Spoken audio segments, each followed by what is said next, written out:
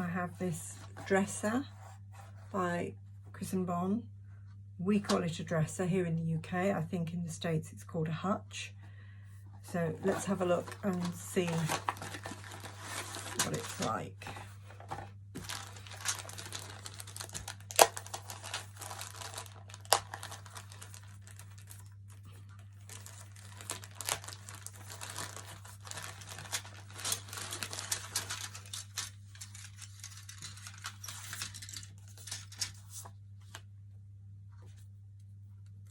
The window decals.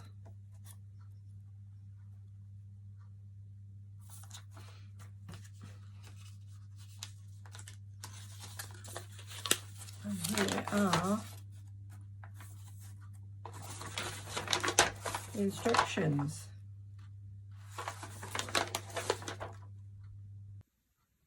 There's a couple of details I want to point out to you if you are new to these kits. You don't get a huge amount of instructions, but with a bit of detective work and reading carefully and looking carefully at everything, you will figure out which is which. Now, some of the pieces will have little holes like that,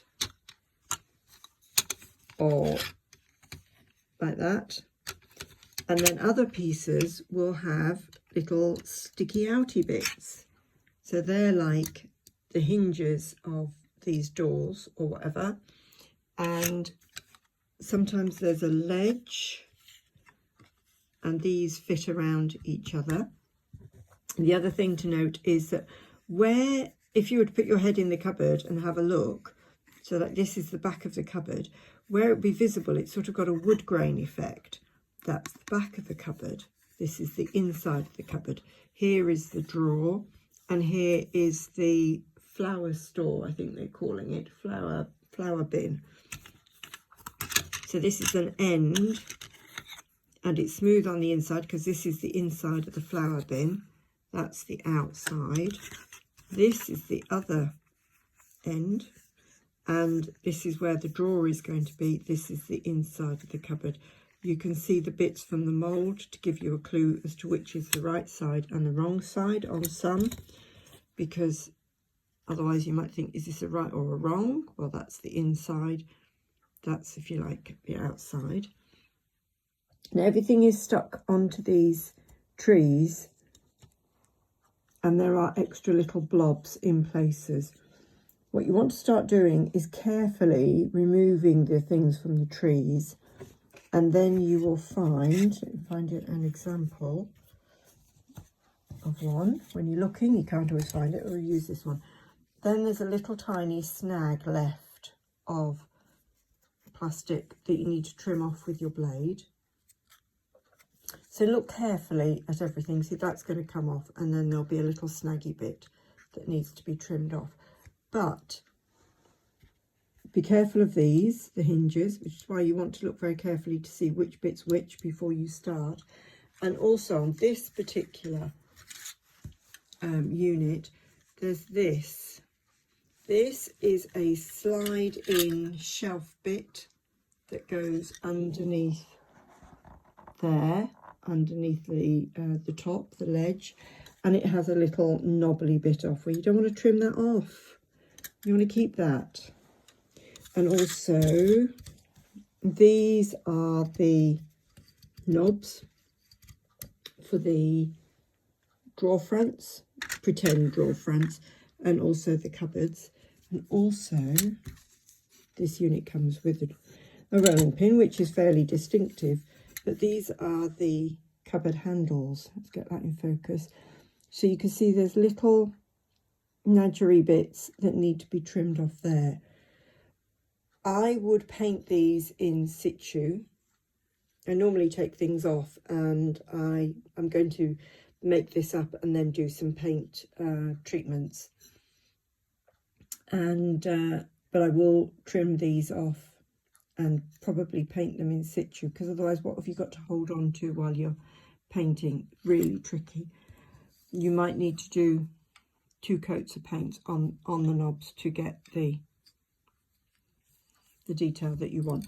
So look at every piece, check it thoroughly, make sure you know what's what, and take your time with it and enjoy the process. It is really quite a jigsaw puzzle, but if you like that sort of thing, as I do, great fun. Please subscribe. Thank you so much, lovely.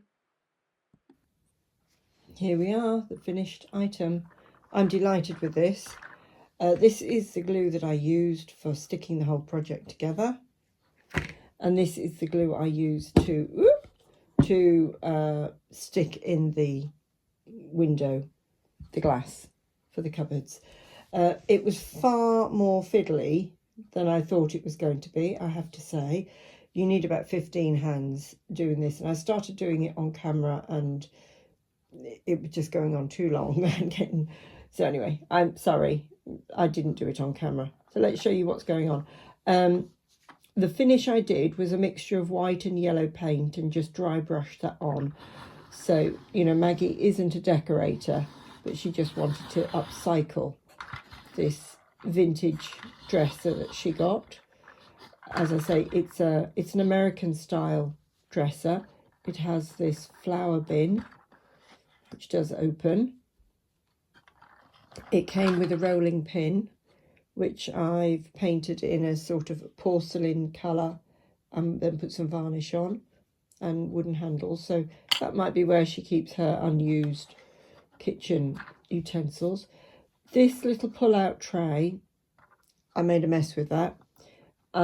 It has runners underneath this shelf, and I think I put this tray in too soon, and maybe all the glue wasn't dry properly. So I don't want to break the little knob off trying to get it to come out, but it's pretty stuck fast. Anyway, it's there. I've used orange for the knobs and glazed those. I've lined the drawer. See if I can move you in a bit. Sorry, finger in the camera. So I've lined the drawer and put in cutlery in there.